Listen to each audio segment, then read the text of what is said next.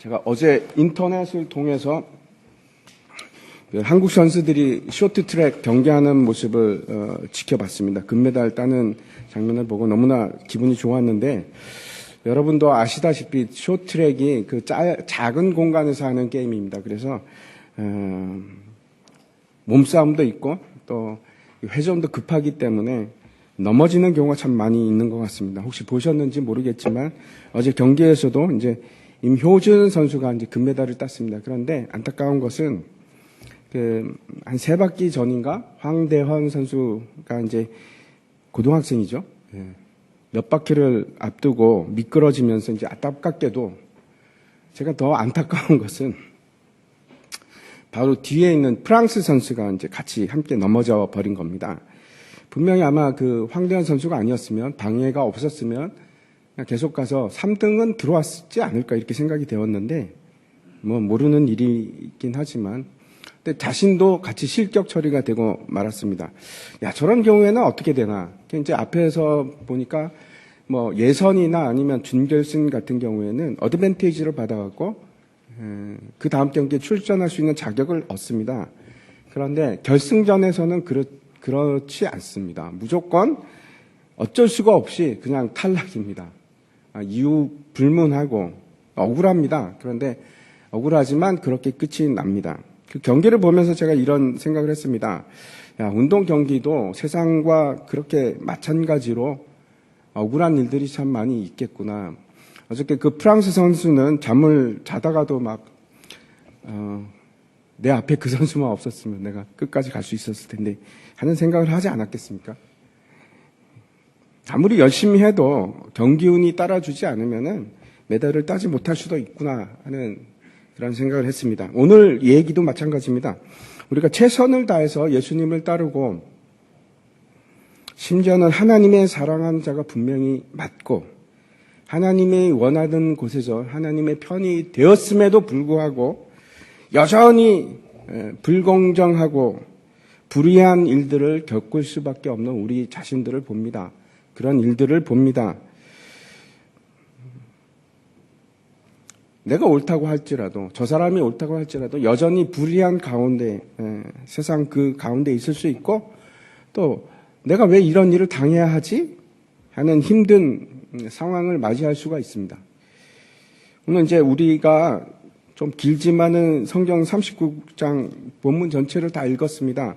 왜 이렇게 했냐면, 이렇게 하지 않으면은 어떤 분들은 일주일 내내 성경 읽을 기회도 잘 없을 것 같아서 주일이라도 이렇게 한 장이라도 읽을 수 있으면 좋겠다는 생각으로 제가 다 읽었습니다.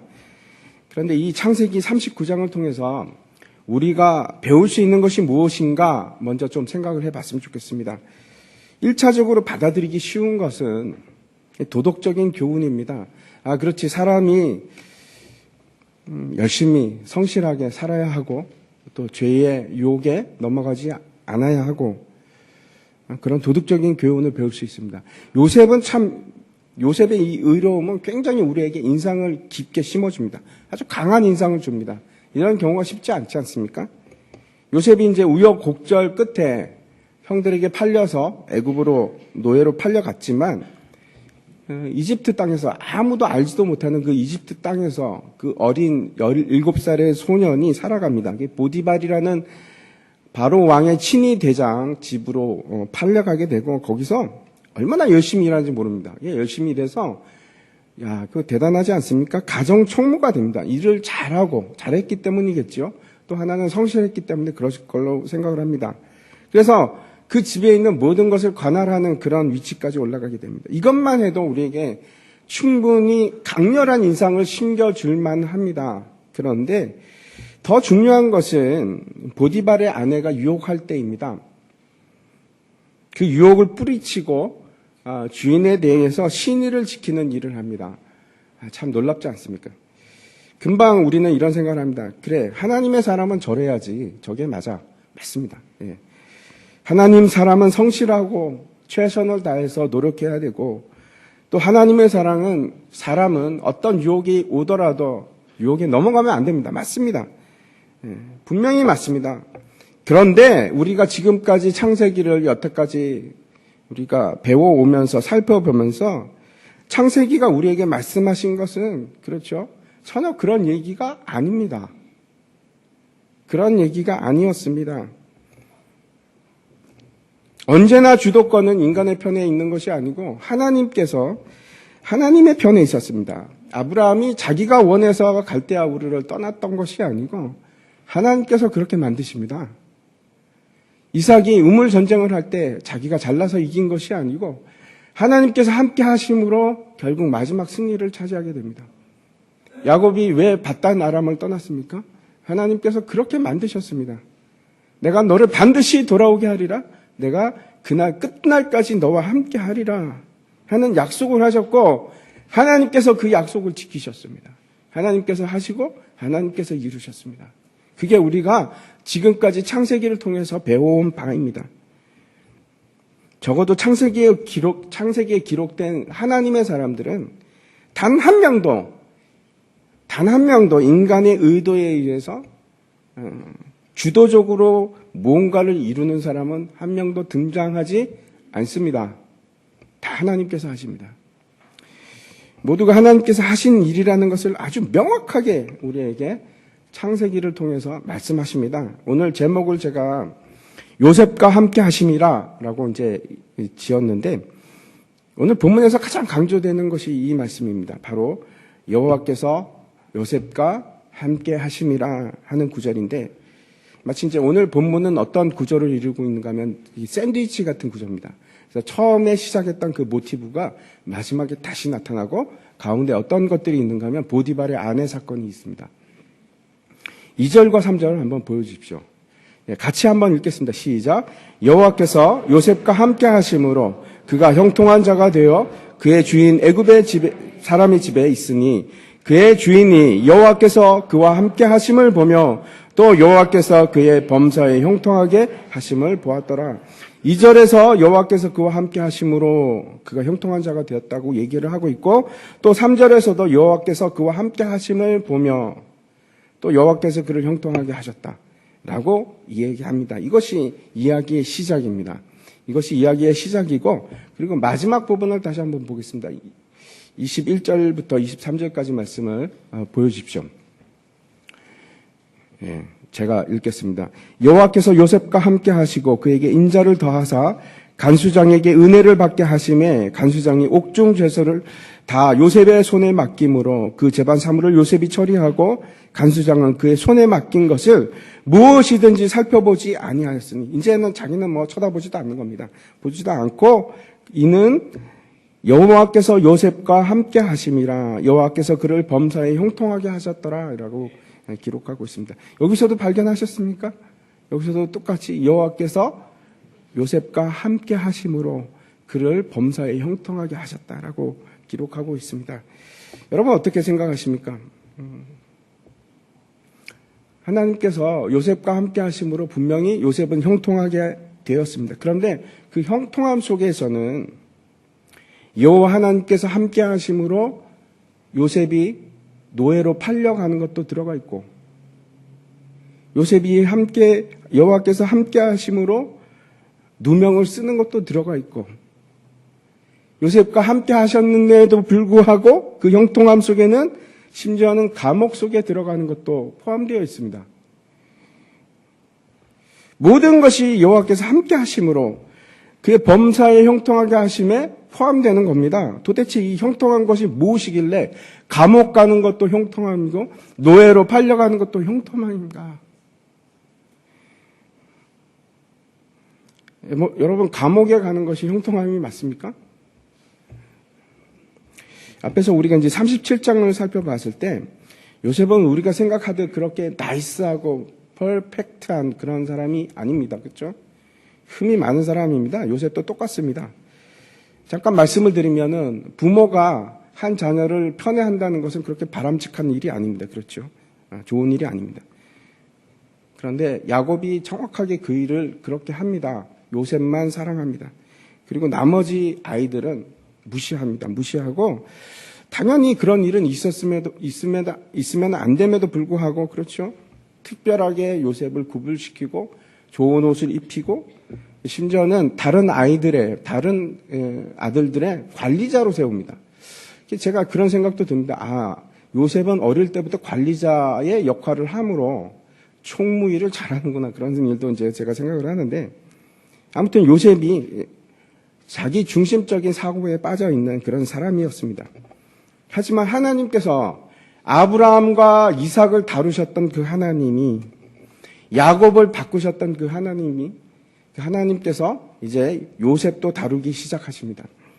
다시 앞으로 돌아가서 과연 하나님께서는 오늘 말씀을 통해서 우리에게 도대체 무슨 말씀을 하고 계시는 건가? 우리가 무엇을 얻을 수 있을 것인가? 앞에서 제가 말씀드린 대로 요셉처럼 우리가 근면하고 성실하고 그렇게 살아야 한다. 죄의 유혹은 뿌리쳐야 된다. 맞습니다. 그렇게 하는 것이 맞습니다. 우리도 그렇게 삽시다 하는 것이 오늘의 하나님께서 주시는 말씀인가? 그런 것도 중요합니다. 그런데 우리가 이 본문을 통해서 정말 발견해야 할 것 중에 하나는 뭔가 하면은 하나님께서 우리와 함께 하심으로, 하나님께서 우리와 함께 하시는 것을 알 때, 한 장 넘겨주십시오. 예. 그때 우리는 죄에서 벗어날 수가 있습니다. 하나님께서 나와 함께 하실 때 나는 죄에서 떠날 수가 있습니다. 이것이 여러분 형통함의 핵심입니다. 우리가 생각하는 형통함과 다를 수 있습니다. 그런데 정말 형통한 것은 내가 점점 의롭게 되어가는 겁니다. 내가 점점 또 하나님의 자녀로 만들어져 가는 것. 그게 진짜 형통함입니다. 오늘 본문을 통해서 우리가 먼저 살펴보기를 원하는 것은 요셉에게 닥치기 시작한 그 문제들을 좀 살펴봤으면 좋겠습니다. 어쩌면 저와 여러분에게 또 똑같은 문제들이 있을지도 모르겠습니다. 첫 번째 문제인데 6절 한번 말씀 보여주시기 바랍니다. 같이 한번 읽겠습니다. 시작. 주인이 그의 소유를 다 요셉의 손에 위탁하고 자기가 먹는 음식 외에는 간섭하지 아니하였더라. 요셉은 용모가 빼어나고 아름다웠더라. 이렇게 기록하고 있습니다. 하나님께서 요셉과 함께 하심으로 요셉을 형통하게 하시는데 참 놀라운 것은 요셉만 형통하게 하는 것뿐만 아니고 요셉 때문에, 요셉의 일 때문에 보디발에게도 복이 내리기 시작합니다. 그것이 5절에 이제 기록이 되어 있는데 심지어는 그의 집이 복을 받고 심지어는 뭐라고 기록이 되어 있냐면 5절에 보면은 그의 밭도 복을 받습니다. 무슨 말입니까? 밭이 잘 됐다는 뜻입니다.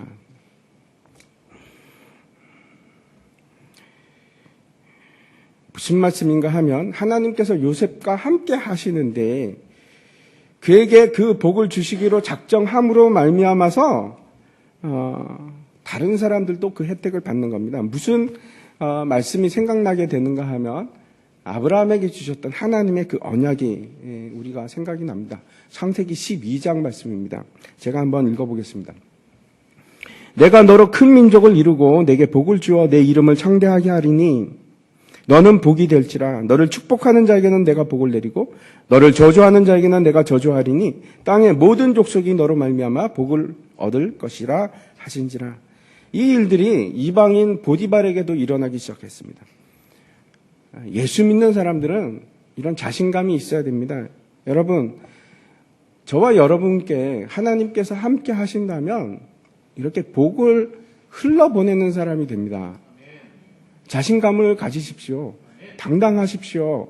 하나님께서 여러분을 통해서 주위 사람들을 축복하십니다. 저는 생각하는 것 중에 하나가 한국이 왜 복을 받았는가? 분명히 기독교 때문이라고, 믿는 사람들 때문이라고 생각을 합니다.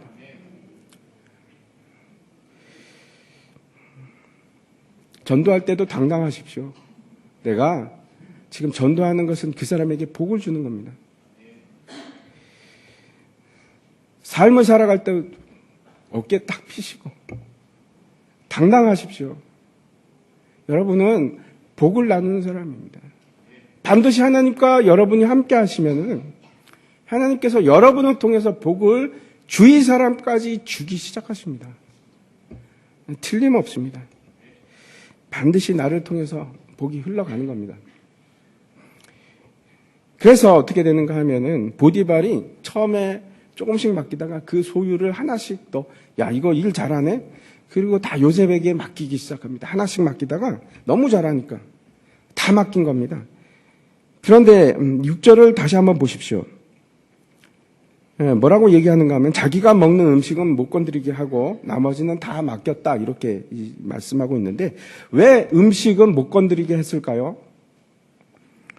첫 번째 우리가 생각할 수 있는 것은 히브리 사람들하고 애굽 사람들이 먹는 음식의 종류가 아마 틀릴 겁니다. 히브리 사람들은 목축을 하는 사람들이고 기본적으로 그다음에 애굽 사람들은 기본적으로 농사를 짓는 사람들입니다. 다릅니다. 다른데 이 음식이라고 되어 있는 단어가 어떤 단어인가 하면 레헴이라는 단어인데 이것이 여러분 혹시 기억나시죠?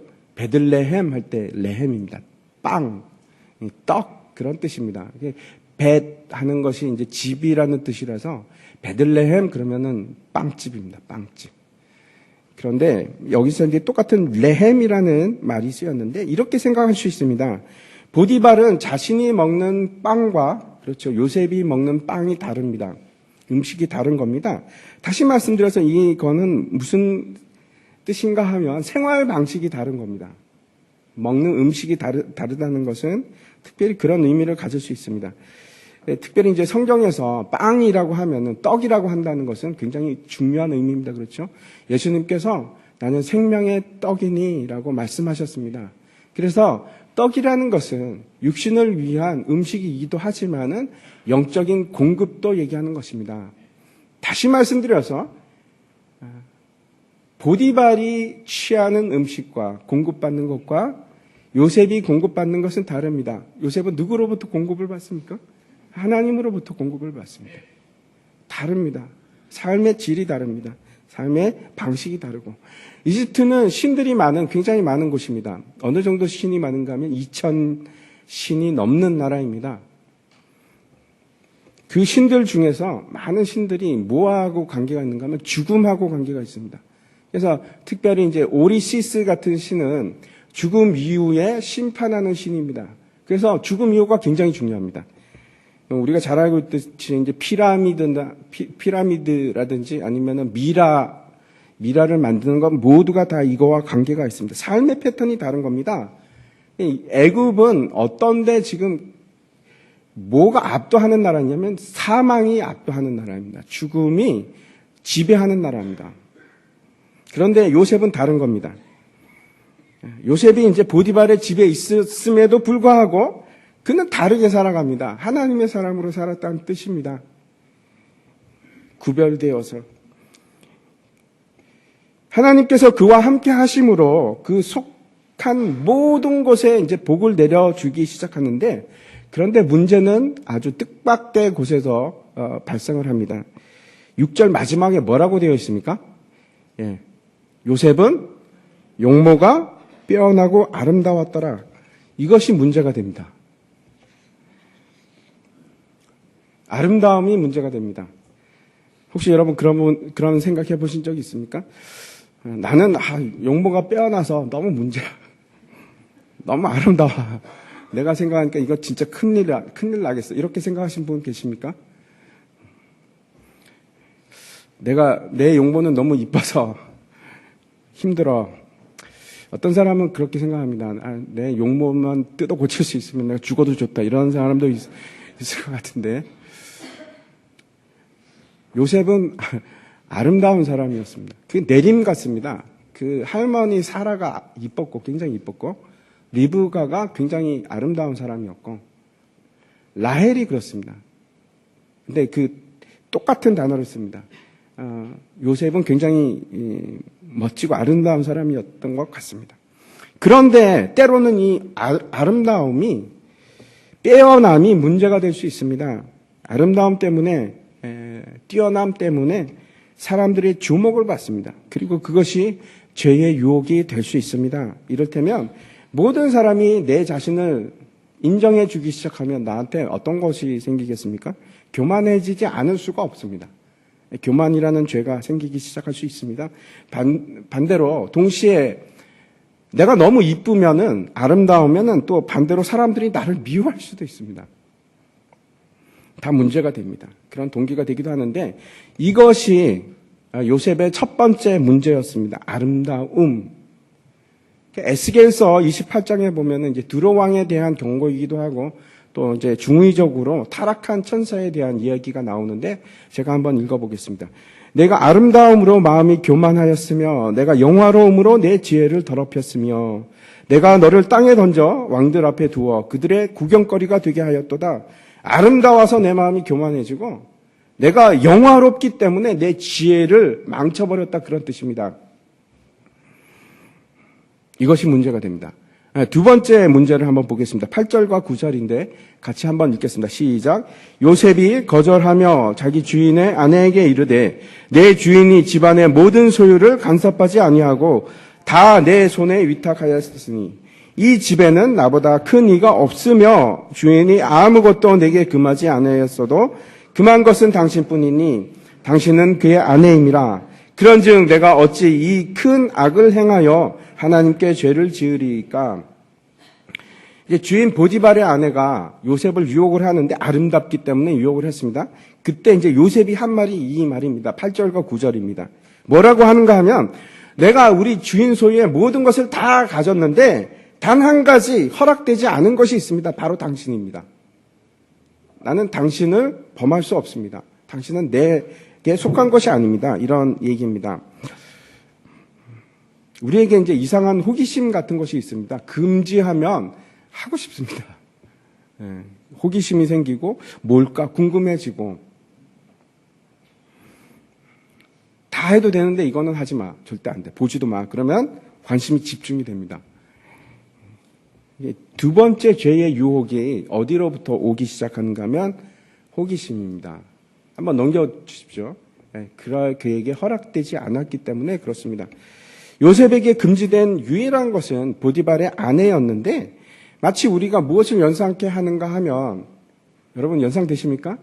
에덴 동산이 떠오릅니다. 에덴 동산에서 하나님께서 동산의 모든 실과는 먹을 수 있는데 동산 중앙에 있는 선과 악을 알게 하는 나무는 먹지 말라 이렇게 됩니다.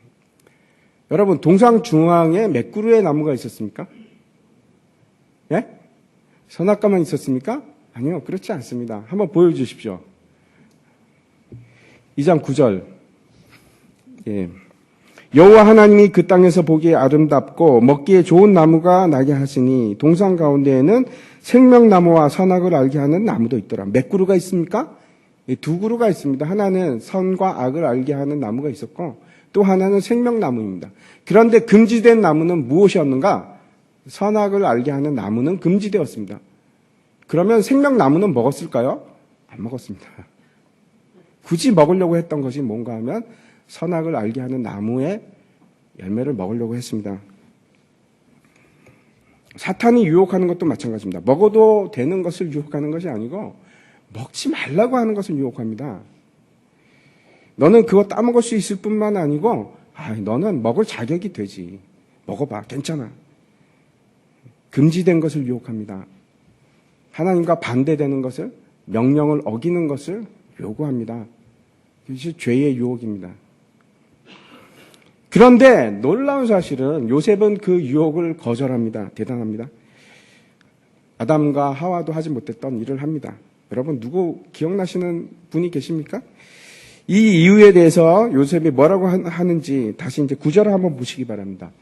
9절 말씀인데 제가 읽겠습니다. 이 집에는 나보다 큰 이가 없으며 주인이 아무것도 내게 금하지 아니하였어도 금한 것은 당신뿐이니 당신은 그의 아내임이라. 그런즉 내가 어찌 이 큰 악을 행하여 하나님께 죄를 지으리까? 뭐라고 합니까? 요셉이 내가 왜 할 수 없냐? 그 이유를 분명하게 얘기하는데 뭐라고 하는가 하면 하나님이 나와 함께 하시니까. 하나님이 나와 함께 하는데 내가 어떻게 죄를 지어? 바로 여기 있는데. 요셉이 이렇게 고백합니다. 요셉은 죄의 유혹에 승리하는 장면을 우리에게 보여주는데 여러분 근데 이제 중요한 것은 이 죄의 유혹은 한 번으로 끝나지 않습니다. 지속됩니다. 다시 또 떠오르고 또 튀어나오고 또 나타나고 언제까지? 우리를 무너뜨릴 때까지 끊임없이 유혹은 계속됩니다. 여러분 한 번으로 끝나지 않습니다. 계속됩니다. 세 번째 문제가 있었습니다. 세 번째 문제가 뭐냐면 14절 한번 보여주십시오. 같이 한번 읽겠습니다. 시작. 그 여인의 집사람들을 불러서 그들에게 이르되 보라 주인이 히브리 사람을 우리에게 데려다가 우리를 희롱하게 하는도다. 그가 나와 동침하고자 내게로 들어오므로 내가 크게 소리 질렀더니 어떻게 되었는가 하면 아무도 없을 때 사람 다 내보내고 보디발의 아내가 요셉을 부릅니다. 요셉을 불러가지고 유혹하기 시작하는데 도망 못 가게 옷을 딱 잡습니다. 옷을 잡고 나랑 동침하자. 그랬더니 요셉이 어떻게 하냐면은 어떻게 할 수가 없으니까 옷을 벗어버리고 도망갑니다. 분명히 요셉을 유혹한 사람은 보디발의 아내가 맞습니다. 그런데 세상 사람들은 요셉의 얘기를 들어주는 것이 아니고 보디발의 아내의 말을 듣습니다. 이것을 직설적으로 나타내는 말이 뭐냐면 그 보디발의 아내가 요셉을 뭐라고 칭하냐면 히브리 종이라고 얘기합니다. 세상 사람들은 요셉의 말을 듣지 않고 힘 있는 사람의 말을 듣습니다. 이런 말입니다. 내 말을 듣겠어? 아니면 저 히브리 종놈의 말을 듣겠어? 그가 나를 범하려 했다니까? 히브리 사람 하는 거는 이제 건너온 사람이라는 뜻을 가지고 있기도 한데, 이런 말입니다. 저 사람은 우리와 달라. 종이야. 그리고 히브리 사람이야. 결국, 우리보다 저급한 사람이야. 라고 이제 얘기하는 겁니다. 이것이 안타깝지만 현실입니다. 세상은 힘 있는 자의 편이 맞습니다. 힘 없는 자의 편은 힘듭니다. 그렇게 되기가 쉽지가 않습니다. 그래서 우리가 정의가 굽는 일을 수시로 목격하게 됩니다. 세상이 그런 곳입니다. 우리 주변에서 보는 일들입니다. 여러분은 혹시 그런 경험이 없으십니까? 나는 다른 사람과 다르기 때문에 혹시 나는 너무 어려서 무시를 당하고 있지는 않습니까? 혹시 나는 가난해서 저 사람이 나를 무시하는가? 나는 유명하지 않아서? 나는 말이 어눌해서 잘 설명하지 못해서 내 말을 무시하는 건가? 아니면 나는 학벌이 딸려서 저 사람이 나를 무시하는 건가? 나는 인정받지 않는 위치에 있기 때문에 나를 무시하는 건가? 이런 경험 있으시죠? 왜 없겠습니까? 예를 들어서 고등학생이 있습니다. 그래서 이제 대학을 가려고 하는데 대학을 갈 때 사실 공평한 판단을 받을 수 있을까 하는 생각을 합니다. 왜냐하면 시험 성적이 합격과 불합격의 유일한 기준이 됩니다. 많이 보완을 한다고 하지만 기본적으로 바뀐 게 하나도 없습니다. 근데 한번 생각해 보시기 바랍니다. 강남에서 태어나서 아주 부유한 얼마든지 공부만 하는 그런 환경에서 태어나서 좋은 과외를 받고 그냥 시간 나면 다 이게 공부에 투자할 수 있는 아이와 태어나면서 불우한 환경에 태어나서 때로는 부모님을 도와야 되고 일할 시간, 공부할 시간도 모자라고 그다음에 좋은 과외도 받지 못하고 만약에 똑같은 그 두 아이가 같은 성적을 받았습니다. 그러면 누가 더 잘한 겁니까? 당연히 후자가 더 잘한 겁니다. 훨씬 머리가 좋은 겁니다. 일단 그렇죠? 더 작은 노력으로 더 좋은 성과를 냈으니까.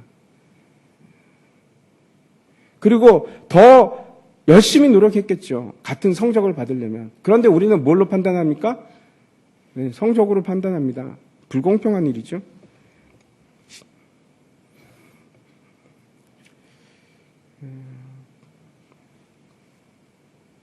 저소득 아이들하고 고소득 아이들하고 출발점부터 틀립니다. 사회는 그렇게 생각보다 공정하지 못합니다. 모든 제도가 그렇습니다. 만약에 사회로 진출할 때도 여러분 우리가 흔히 말하는 흙수저하고 금수저하고 얼마나 차이가 납니까? 흙수저로 사회로 진출한다. 집을 하나 살려고 해도 평생을 해도 살까 말까. 어떤 사람은 쉽게 출발합니다. 너무나 차이가 많이 있습니다. 벌써 디스어드밴티지를 타고난 사람들이 있는 겁니다. 요셉이 그렇습니다. 지금 요셉의 상황이 그렇습니다. 지금 벌써 불이익을 당하는 상황에 있는, 왜? 다르니까. 다른 계급의 사람이니까. 그런 일이 언제나 우리에게 일어납니다. 이것이 이제 세 번째 문제입니다. 지금까지 이제 요셉에게 일어났던 문제들을 우리가 살펴봤는데, 참, 너무 잘생겨서 문제가 되기도 합니다. 내 문제, 그렇죠? 내 자신의 문제가 되기도 하고, 또 하나는 허용되지 않은 금단의 벽을, 그것 때문에 문제가 되기도 합니다. 하나님과의 관계 때문에 문제가 생길 수 있습니다. 또 다른 문제는 상황 때문에 올 수도 있습니다. 다시 말씀드려서 내 자신의 문제일 수도 있고, 하나님과의 관계에서 오는 문제일 수도 있고, 또는 내 상황과의 문제일 수도 있습니다. 그런 문제들이 우리에게 오는데, 그런데 오늘 본문에서 너무나 놀라운 사실은 보디발의 아내가 요셉이 무고함에도 불구하고, 무죄함에도 불구하고 고소합니다. 고소해서 결국은 요셉이 감옥에 가게 됩니다. 진짜 문제는 여기에 있습니다. 진짜 문제는 여기에 있습니다. 하나님께서 그 순간에 침묵하고 계시는 겁니다. 아니, 도대체 어떻게 된 거예요? 여태까지 하나님께서 함께 하신다고 말씀하시고, 함께 하셨다고 하고, 복을 내렸다고 하시는데, 형통하게 했음에도 불구하고, 결정적인 순간에 침묵하십니다. 아무 말씀이 없으십니다. 마치 안 계신 것처럼. 아니, 왜 하나님께서 천사라도 보내서 도와주시지? 그게 형통한 거 아닙니까? 하나님이 그 하나님의 사람 요셉을 보호해줘야 되는 거 아닙니까?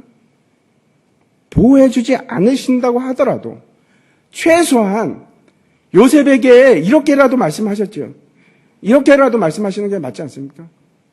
잘하였도다 내 아들아, 충성된 내 아들아, 고생하는구나. 그렇게라도 위로라도 해주셔야 되는 거 아닙니까? 네, 침묵하십니다. 하나님께서 침묵하십니다. 이것이 요셉에게 나타난 네 번째 문제입니다. 결국 요셉은 이제 보디발의 진노로 감옥에 가게 되는데, 그 감옥의 고통에 대해서는 우리 오늘 본문에서는 얘기하고 있지 않습니다. 그런데 어디서 얘기하고 있는가? 시편 105편에 그 고통에 대해서 기록하고 있습니다. 제가 한번 읽어보도록 하겠습니다. 시편 105편 18절과 19절인데, 그의 발은 차고를 차고 그의 몸은 쇠사슬에 매였으니 곧 여호와의 말씀이 응할 때까지라. 그의 말씀이 그를 단련하였도다. 우리가 정확하게 요셉이 몇 년 동안 감옥에 있었는지 잘 모릅니다. 하지만 이제 우리가 아는 것은 그가 17세에 노예로 팔려갔고, 그 다음에 왕의 총애, 바로의 총애를 받았던 것은 30살입니다. 13년간 일이 일어났는데, 보디발의 집에서 몇 년을 일하고, 그 다음에 몇 년 동안 감옥에 있은지는 모릅니다. 근데 분명한 것은 참으로 심한 고통을 당합니다. 지하 감방에서, 감옥에서 차고를 차고, 여러분, 차고를 차고 살아간다는 것이 얼마나 힘들겠습니까? 뿐만 아니고 쇠사슬이 그 몸을 감싸고 있습니다. 숨을 쉬기가 힘들 정도로. 더 억울한 것은 죄가 있으면 참을 만할 텐데 죄가 없습니다. 죄 없이 발에 차고가 매이고 몸에는 쇠사슬이 매이고, 언제까지? 여호와의 말씀이 응할 때까지. 왜 요셉이 이런 일을 당해야만 하는가? 왜 요셉은 무고함에도 불구하고 이런 고통을 당해야만 하는가? 그 직접적인 그 이유는 저기 시편에 기록되어 있습니다. 그렇죠? 시편에 이렇게 되어 있습니다. 여호와의 말씀이 응하게 하기 위해서, 그 일을 위해서 요셉은 단련을 받아야만 하는 겁니다. 그렇게 기록하고 있습니다. 하나님의 사람으로 만들어 가시기 위해서. 그런데 하나님께서 그가 고통 중에 있을 때 침묵하십니다. 하지만 이것이 하나님의 사람으로 단련하기 위한 것이 그게 다입니까? 아니요, 그렇지 않습니다. 이것이 하나님의 목적에 답니까? 아니요, 그렇지 않습니다. 요한복음에 보면은 예수님과 제자들이 이제 가다가 한 사람을 만나게 됩니다. 그 사람이 누군가 하면 날 때부터 맹인된 사람입니다. 그래서 제자들이 예수님께 이렇게 묻습니다. 라삐여, 저 사람은 자기 자신의 죄 때문입니까? 아니면 자기 부모의 죄 때문에 저렇게 됐습니까? 그렇게 묻습니다. 그랬더니 예수님께서 뭐라고 하십니까? 9장 3절입니다. 누가복음 9장 3절 같이 한번 읽겠습니다. 시작. 예수께서 대답하시되 이 사람이나 그 부모의 죄로 인한 것이 아니라 그에게서 하나님이 하시는 일을 나타내고자 하심이라. 아멘. 우리는 보통 문제의 원인을 어디서 찾으려고 하는가 하면 과거로부터 찾으려고 합니다. 내가 뭘 잘못했지? 내 부모가 뭘 잘못했지? 내 상황이 뭐가 문제가 되었을까? 내가 하나님께 뭘 잘못했지? 그런데 거의 대부분의 일들은 문제가 과거의 원인이 있지 않고 미래에 있습니다. 대부분이 그렇습니다. 요셉은 왜 하나님께서 그를 감옥에 보내셨을까? 왜 하나님께서 먼저 요셉을 애굽의 노예로 파셨을까? 왜 요셉은 보디발의 집으로 갈 수밖에 없었을까? 왜 요셉은 거기서 고소를 당할 수밖에 없었을까?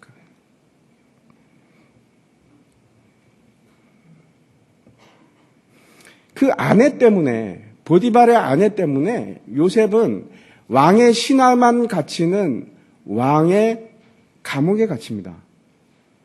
만약에 그렇지 않았다면 어떻게 됐을까?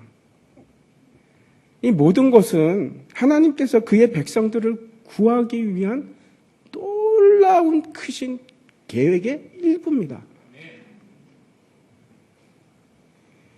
그가 만약에 왕궁의 감옥에 갇히지 않았다면 그는 결코 국무총리의 자리에 올라가지 못합니다. 그 사건들이 우리 뒤에, 오늘 본문 뒤에 나옵니다. 로마서 말씀 한번 보여주시기 바랍니다. 제가 한번 읽어보겠습니다. 누가 우리를 그리스도의 사랑에서 끊으리요? 환난이나 공고나 박해나 기근이나 적신이나 위험이나 칼이라. 기록된 바 우리가 종일 주를 위하여 죽임을 당하게 되며 도살당할 양같이 여김을 받았나이다 함과 같으리라. 종일 죽음 앞에 양같이 그런 처지입니다. 이렇게 얘기하는 거예요. 그러나 이 모든 일에 우리를 사랑하시는 이로 말미암아 우리가 넉넉히 이기느니라. 내가 죽음 앞에서 막 숨이 넘어갈 것 같은데도 불구하고 하나님께서 우리를 사랑하시기 때문에 내가 너를 넉넉히 이기게 하리라. 내가 너를 넉넉히 이기게 하리라. 지금 이렇게 말씀하시는 겁니다. 그러면서 뭐라고 하시나? 내가 확신하노니 사망이나 생명이나 천사들이나 권세자들이나 현재일이나 장래일이나 능력이나 높음이나 기쁨이나 다른 어떤 피조물이라도 우리를 우리 주 그리스도 예수 안에 있는 하나님의 사랑에서 끊을 수 없느니라.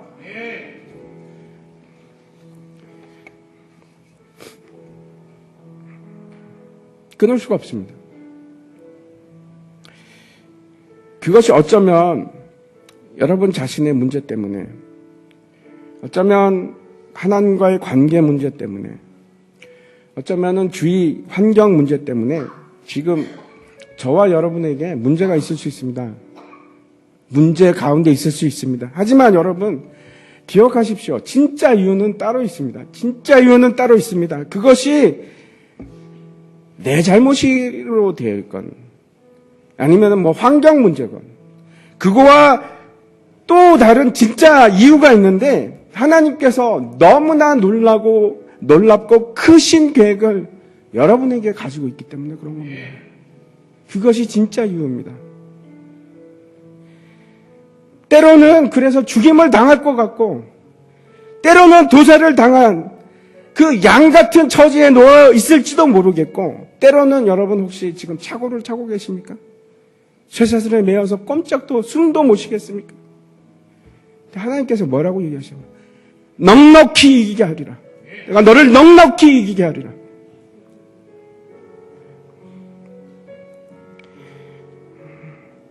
여러분, 쇠사슬에 매어 있는 것이 하나님이 안 계셔서 그런 겁니까? 그렇지 않습니다.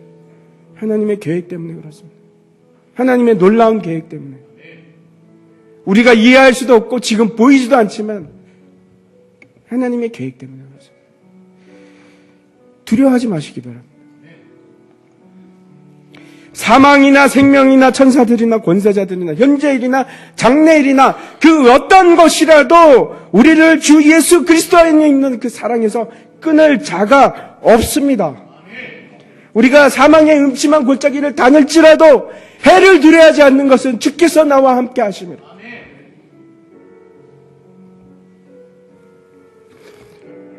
확신하시기 바랍니다. 하나님께서는 그 사랑하는 자를 결코 두지 않습니다. 이유가 있으니까 그냥 두시는 겁니다. 이유가 있기 때문에 침묵하시는 겁니다.